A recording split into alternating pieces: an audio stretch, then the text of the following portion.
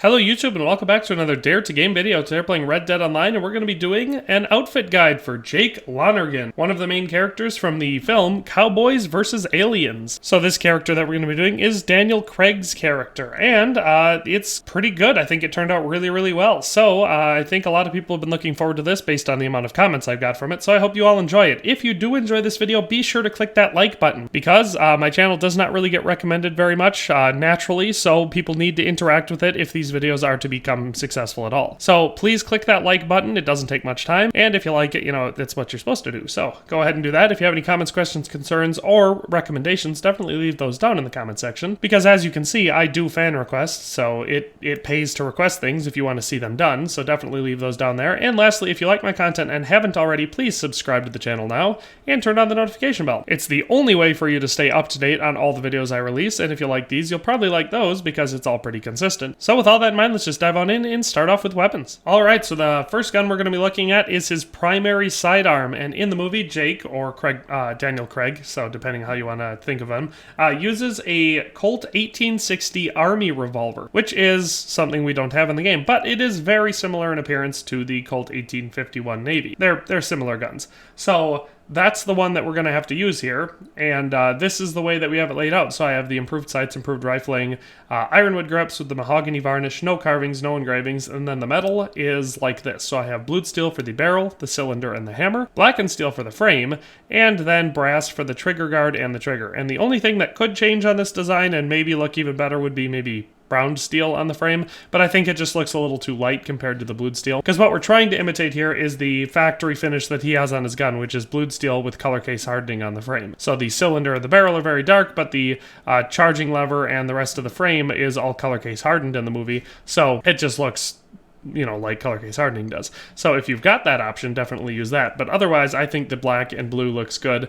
And then the brass for the trigger guard, because on the gun he has, you can clearly see that not only the trigger guard, but also the strap that goes around for the grip of the gun is brass, and then brass trigger would be pretty standard for these guns at the time. So that is the design for his sidearm. At one point during the movie, Jake takes a deputy's Winchester 1866 yellow boy repeater and uses it. Threatens to use it against the posse if memory serves. But anyway, so if you want to use that gun, because it's always good to have a nice long arm weapon, the Lancaster repeater is the obvious choice. We're going to do improved rifling, improved sights, no scope, no wrap, just the wide grain, or any of the finishes don't matter for the stock, but then on that we're going to have the mesquite or cherry wood or something like that, something with a little bit of red to it. No carving, no engravings, and then the metal will just look like this. The blued steel for the barrel, the hammer, the lever, and the sight, and either gold or brass for the trigger or the frame. Either one will look fine. The gold just stands out a little bit more. So that's the repeater from the movie. And so now we can move on to the hair. And so for the hair, I think the best option is the neat left parted hairstyle, and I just used this, the third color on the list at number 3 of 17.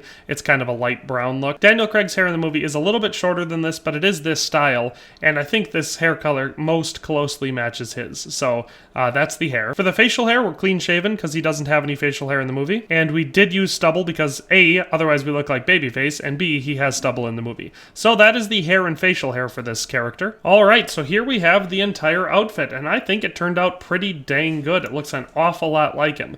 So let's just go through the items that make up this outfit one at a time. So we don't have a hat that matches this hat perfectly, but I think there's a couple decent options, and out of them I think the best one is this brown variant of the Cayuga hat. It's got the same sort of crimped shape up on the crown. The brim is a very similar style. It's about the same color. Only thing is it's a little bit taller than his is in the movie, but I think it still works the best. Otherwise, the Haverhill hat also works decently well. This is from Quick Draw Pass 2, so if you don't have this, obviously it's not an option for you, but it does also work, and so does this variant of the Cutter hat. Now, like I said, I think the Cayuga hat's the best out of these three, but I think all three of these work passably well. Then for the vest, we run into a touch of a snag, I guess, because his vest has a decently unique look, but I think the best option is this black opulent vest, because his, you can see that it's got some striping or some texturing or something on it in the movie, and it is black, and it is buttoned up and everything, so I think this one works because it's got that sort of striping thing, it's buttoned up. This one has the leather lining, which throws it off just a little bit. But otherwise, I think this is the best option. And if you don't like that one, then just this kind of black striped variant of the traditional vest is probably the best option. But I think the opulent vest looks better. For the shirt, it's nothing too complex. We're going to be using the kind of dirtier white everyday shirt, and we're going to have that collar open and the sleeves rolled up. Most white shirts would work, but I think this one is probably the best option. Next, we're trying to imitate his sort of alien wristband thing that he's wearing for a good chunk in the movie,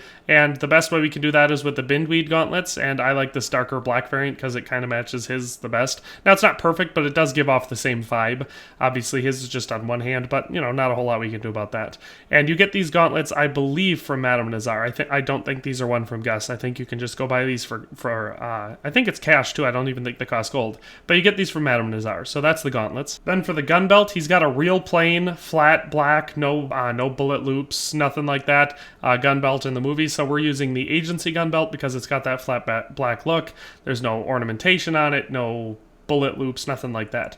And he does not use two guns, he just has the one revolver, so that's why we're not doing an offhand holster. So that's the weapon equipment. So then for his leg wear, there's two options you could do. In the movie, he's wearing, I would guess, blue jeans and chaps, because that's more what it looks like. But I didn't like the way it looked when I did that, so I initially did, I think it was the blue studded pants with batwing chaps. And it looks okay, but I think this looks better. I think this brown and gray variant of the Martindale pants looks better. It matches the color almost perfectly, keeps it looking smaller like his does in the movie. His doesn't look like he's wearing great big chaps in the movie.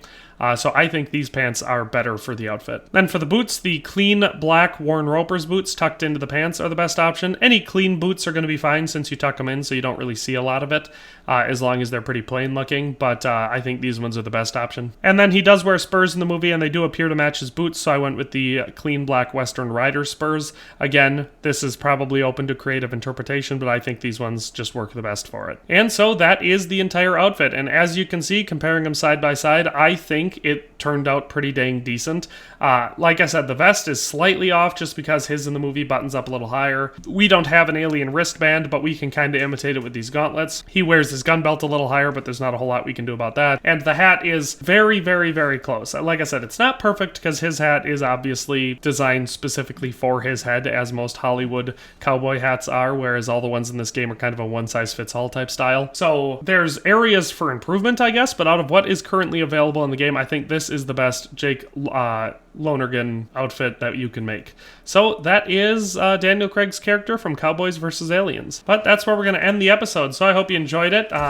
Like I said, if you did like it, this is definitely a great place for you to go ahead and click that like button, and also subscribe to the channel if you haven't already and you like this content, because, you know, it's all pretty consistent content, so if you like, subscribe now. It's not like I'm going to suddenly switch it up and you won't like anything I'm doing, because I only play games that I like, and we probably like the same types of games. But anyway, that's just a long way of saying subscribe to the channel, please. If you have any comments, questions, concerns, recommendations, requests, suggestions, all that sort of stuff, I always invite you to leave that down in the comment section. Obviously, I do fan-requested videos. Prior to this, I had never even seen Cowboys vs. Aliens. I always thought, when I saw it in the previews, that it didn't look very interesting, so I never watched it. But I watched it just to make this video, and it was okay. I didn't love it, but I do like Harrison Ford, and I do like Daniel Craig, so the movie pulled it off. And I think the outfit turned out great. So with all that in mind, thanks a ton for watching, especially if you made it all the way to the end. But that's all for today, so we'll see you next time. Thanks for watching another Dare to Game video. If you liked this video, please leave a like and a comment. If you haven't already, be sure to subscribe to the channel. If you like my content and would like to support this channel, consider becoming a member today for as little as $1.99 a month. It makes a huge difference. But in any case, thanks for watching and have a nice day. I'll see you next time.